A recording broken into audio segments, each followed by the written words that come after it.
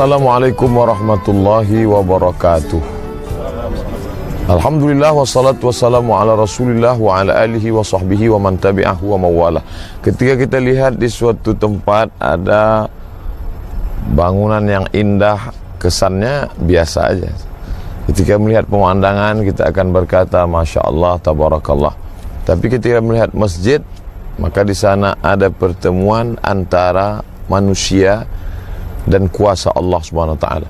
Ada hati yang lembut sehingga dengan kekuasaan, dengan harta, maka berdirilah rumah Allah.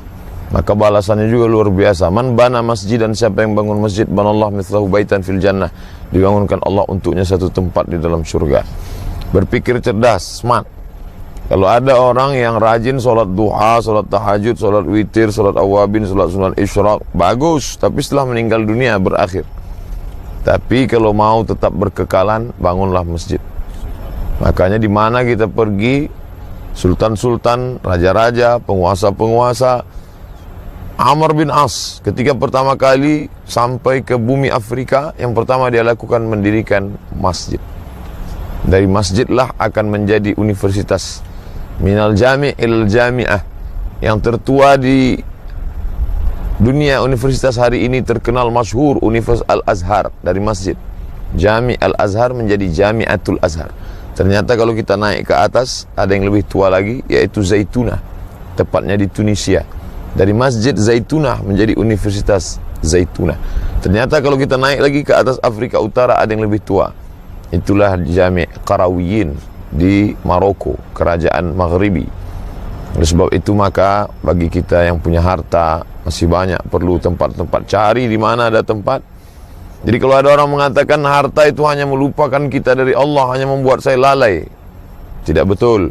Justru kalau mau tetap kekal abadi di atas dunia, walaupun orangnya sudah meninggal dunia, maka bangunlah masjid. Hari ini kita lihat kenyataan yang begitu hebat. Setiap detik ada orang sholat tahiyatul masjid.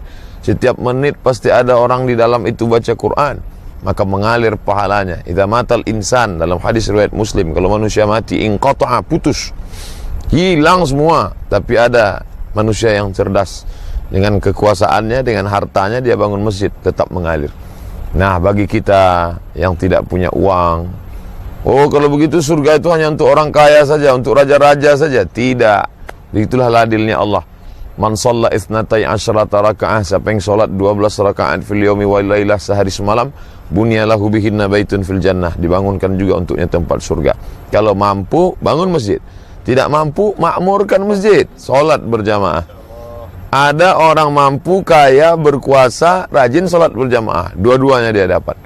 Tapi na'udzubillah yang paling parah, sudahlah miskin, susah, tidak pula mau ke masjid. Na'udzubillah. Mudah-mudahan kita ambil iktibar pelajaran, sehingga ketika melihat masjid, yang keluar dari mulut bukan hanya sekedar Masya Allah, Tabarakallah, tapi juga ada motivasi yang mendalam. Andai saya tidak bisa bangun masjid, anak cucu saya mesti orang yang membangun dan memakmurkan masjid, insya Allah.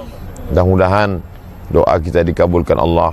Andai tidak sampai, innamal a'malu binniyat, niat sudah sampai, Allah akan menilai kita dari niat baik.